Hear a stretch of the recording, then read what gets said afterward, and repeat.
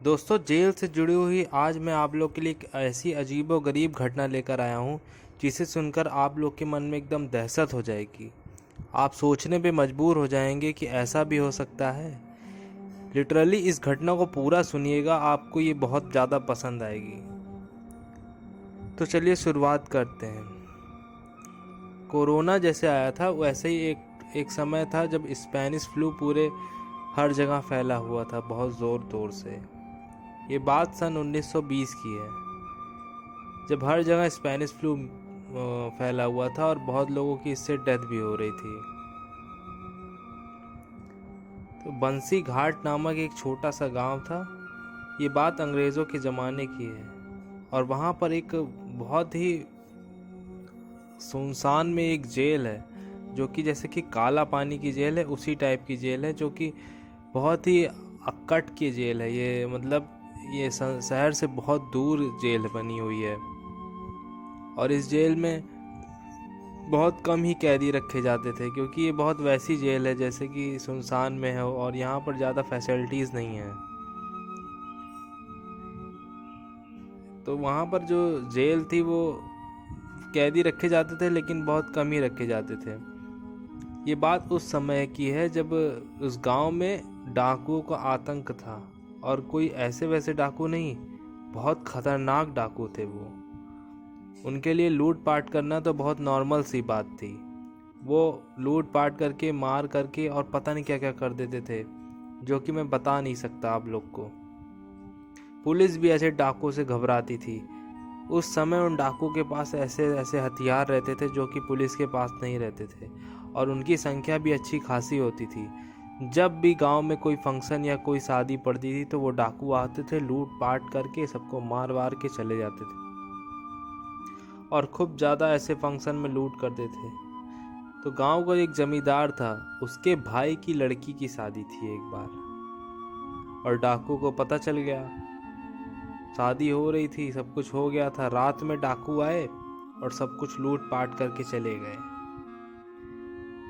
तो मारे तो नहीं, लेकिन सारा कुछ लूट ले गए। और जो जमींदार था वो भी गांव का रईस आदमी था, तो वो भी बदला लेने के लिए एकदम तड़प उठा उनसे। उसने सोचा मैं जीत तो पाऊंगा नहीं, लेकिन मैं इन लोग का खात्मा जरूर करूंगा। वो हर जगह दौड़ने लगा, अधिकारियों के पास जाने लगा। वो शहर गया, बड़े बड़े अधिकारियों से मिला, सबसे शिकायत की, हर जगह एप्लीकेशन दिया, सब कुछ दिया।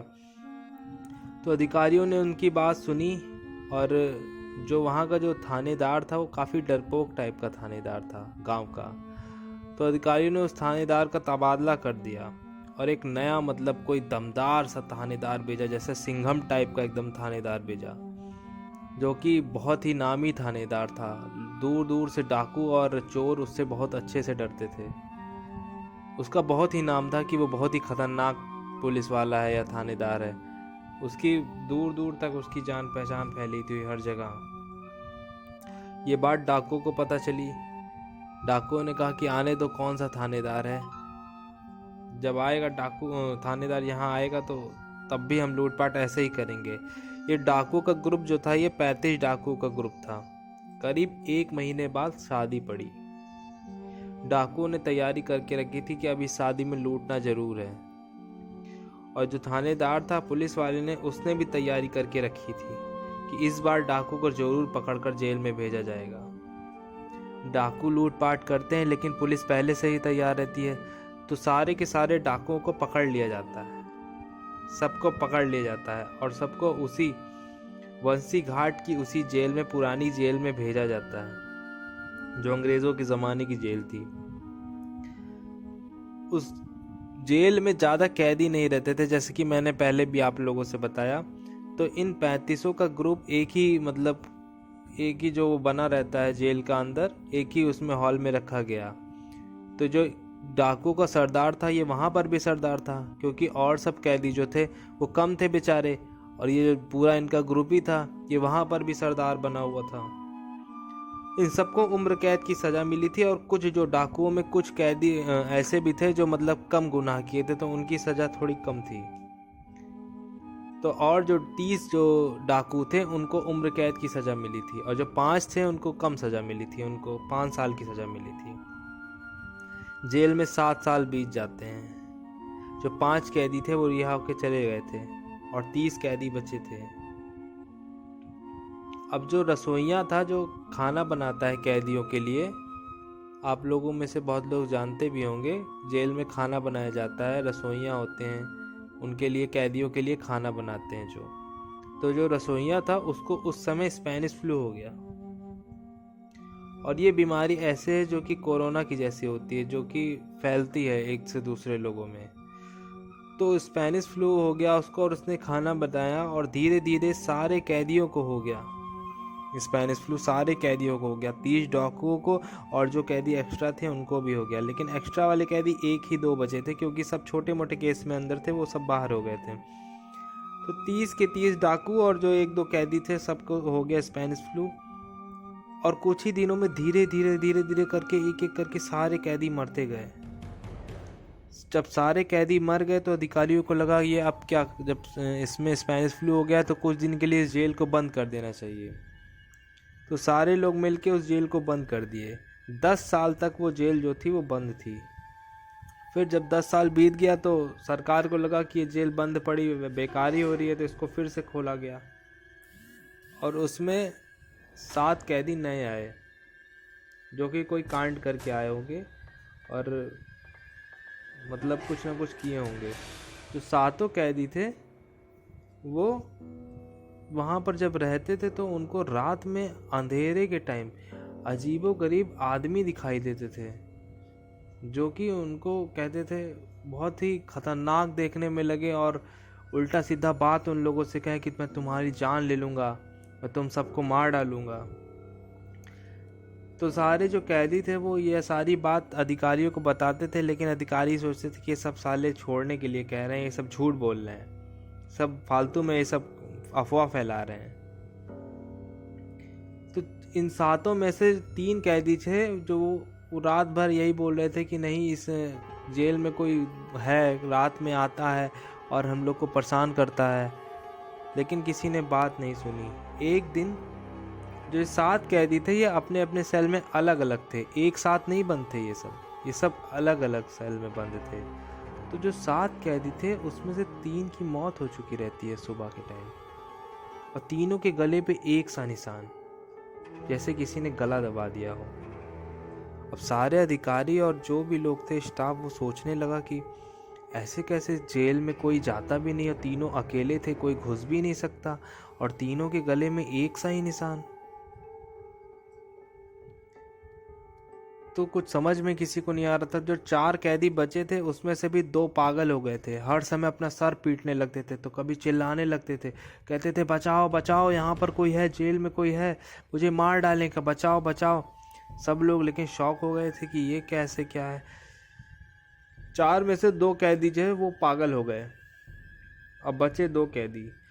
तो कुछ नए कैदी आए, उन 2 कैदियों के अलावा और भी कुछ नए कैदी आए, जो जिनमें से एक ललित नाम का कैदी आया था जिसने किसी का मर्डर कर दिया था। वो चाहे अनजाने में ही हो गया, लेकिन खून तो खून है, सज़ा तो काटनी ही पड़ेगी। जो ललित था उसको भी यही सब प्रॉब्लम होना स्टार्ट हो गई। उसको भी लगता था कि रात में कोई आदमी है, आता है, और वो भी कैदी का ही कपड़ा पहना हुआ है। लेकिन इसने भी सबसे बताया, लेकिन किसी ने भी इतना ध्यान नहीं दिया। जेल में तो आप लोग जानते हैं पुलिस के अधिकारी उतना ध्यान देते नहीं, सोचते हैं कैदी ये सब जानबूझ के कर रहे हैं। तो एक दिन ललित सोया रात में और उसने एक सपना आया कि एक आदमी लंबा चौड़ा सा और वो कैदी का कपड़ा पहने हुए है और एक बड़े से थाली ऐसा कुछ लिया है, उसमें बहुत सारे मरे जानवर हैं और वो लेकर आ रहा है। और वो मरे जानवर में से कुछ जिंदा हैं, कुछ मर गए हैं, हिल रहे हैं और कुछ सड़ रहे हैं, बदबू आ रही है, बहुत बदबू सी। और वो सारी थाली, वो पूरा जो लिया उसमें खूब ढेर सारे जानवर मरे पड़े हैं। वो पूरी थाली वो लेके गया और किचन जो होती है रसोई, उसमें से एक बड़े बर्तन में दाल रखी हुई है और उसी दाल में जाकर मिला दिया उन सारे जानवरों को। ललित ये देखकर बहुत अचानक से बहुत तेजी से डर गया और उसकी नींद खुल गई। जब नींद खुली उसकी सुबह, तो उसने कहा कि आज खाना कोई मत खाना, तो जो और लोग थे वो खाना खाने जा रहे थे। सबने कहा क्यों नहीं खाना, भूख लगी है, क्यों नहीं खाना। ललित ने फिर मना किया, नहीं खाना मत खाना, खाना खाओगे खाने में कुछ किसी ने कुछ मिला दिया है। तो सब सोचते हैं लगता है ललित भी पागल हो गया, क्योंकि कुछ लोग पहले ही पागल हो चुके थे और कुछ लोग मर चुके थे। और लोगों ने सोचा, अधिकारियों ने सोचा, और जो उसके साथी कैदी थे उन्होंने सोचा ये भी पागल हो गया, ये भी उन्हीं पहले वालों की तरह ही पागल हो गया और ये भी वही सब बात कह रहा है। फिर ललित ने मना किया कि खाना मत खाना, खाना मत खाना, लेकिन कोई नहीं माना, सब ने उसकी बात नहीं मानी। ललित जोर जोर से दौड़ दौड़ के सबको कह रहा था कि खाना मत खाना, खाना मत खाना, खाना मत खाना। सारे कैदियों ने खाना खाया और शाम का टाइम का खाना था ये। और सारे कैदियों ने खाया। जो रसोइयाँ होती हैं, जो पुलिस स्टाफ होते हैं, वो अलग खाना खाते हैं। आप लोगों को पता होगा कि वो कैदियों का खाना नहीं खाते हैं, उनका खाना अलग से बनाया जाता है। ये बार बार ललित कह रहा था कि खाना मत खाना, खाना मत खाना, जो भी खाना खाएगा मर जाएगा, मर जाएगा। लेकिन किसी ने बात नहीं सुनी। रसोइया ने कहा मैं इतनी मेहनत से खाना बनाता हूँ, तू ऐसे क्यों कह रहा है उसको उल्टा से। और उसने डांटा, कहा कि तू झूठ क्यों बोल रहा है, अफवाह क्यों फैला रहा है। सबने यही सोचा कि ये ललित पागल हो गया। सारे के सारे लोग खाना खाते हैं। जब सुबह होती है तो सारे के सारे कैदी मर चुके थे, एक भी कैदी नहीं बचा ललित के सिवा। अब जेल में ललित, रसोइया और जेल के कुछ स्टाफ बचे थे, जो बहुत ज्यादा डर गए सब के सब। अब ये सब ललित ने जैसे देखा उसके बगल लाश ही लाश पड़ी थी, वो और ज्यादा डरने लगा। और उसने अधिकारियों से कहा प्लीज मुझे माफ कर दो, मेरे साथ कुछ भी कर दो, लेकिन मुझे यहाँ से शिफ्ट कर दो, मैं मरना नहीं चाहता हूँ। अधिकारियों ने समझदारी दिखाई और सही कदम उठाया और सही समय पर उसको दूसरी जगह पर शिफ्ट कर दिया गया। उसकी ललित का मेडिकल हुआ कि कहीं पागल तो नहीं हो गया है, लेकिन डॉक्टरों ने कहा नहीं ये पागल नहीं हो गया है, इसके ऊपर ज़रा सा सदमा लग गया किसी चीज़ का। तो समय समय पर उसकी जांच होती थी, दवा मिलती थी, सब कुछ सही होता था। ये जो घटना थी एक आज तक कहीं भी नहीं छपी है। ये उस समय की इंटरनेट तो इतना पॉपुलर था नहीं, सोशल मीडिया भी नहीं था। तो जो ये घटना थी वहाँ के बस कुछ ही लोग जानते थे। उस दिन के बाद से वो जेल हमेशा के लिए बंद कर दी गई, क्योंकि उस जेल में आत्माओं का साया मंडराता था। वहाँ के जो भी थोड़े मोड़े लोग थे जो आसपास गाय या भैंस चराने जाते थे, उन्होंने भी रात में वहाँ से चिल्लाने की आवाज़ सुनी है, बहुत ज़ोर ज़ोर से हंसने की, चिल्लाने की, रोने की आवाज़ सुनी थी। ये जो कहानी है ये मुझे ललित के बेटे ने भेजी थी, मतलब ललित के पोते ने भेजी थी। दोस्तों, क्या ऐसा भी हो सकता है कि मरने के बाद वहाँ उस जेल में उन सभी आत्माएं अभी तक जिंदा होंगी, और पता नहीं अब वो जेल है कि नहीं है, वहाँ पर क्या हो गया। लेकिन जो लोग भी वहाँ पर रहे होंगे उन्होंने उन आत्माओं को फील किया होगा, और ये कोई अच्छी आत्माएं नहीं थी, क्योंकि ये डाकुओं की आत्मा थी जो बुरा काम करते थे। दोस्तों, आज की हमारी कहानी आप लोगों को कैसी लगी कमेंट में ज़रूर बताएं। चैनल को ज़्यादा से ज़्यादा सब्सक्राइब करें इसी तरह के वीडियोस देखने के लिए। आप लोग के लिए नए नए आर्टिकल, नए नए कहानियाँ, और जो कि सच्ची घटनाओं पर आधारित कहानी है। आज की जो कहानी थी सच्ची घटना पर आधारित थी। ऐसे ही कहानी मैं आप लोग के लिए और लाता रहूँगा, ऐसे ही घटना और लाता रहूँगा। तब तक के लिए आपका दिन शुभ हो। जय बजरंग बली।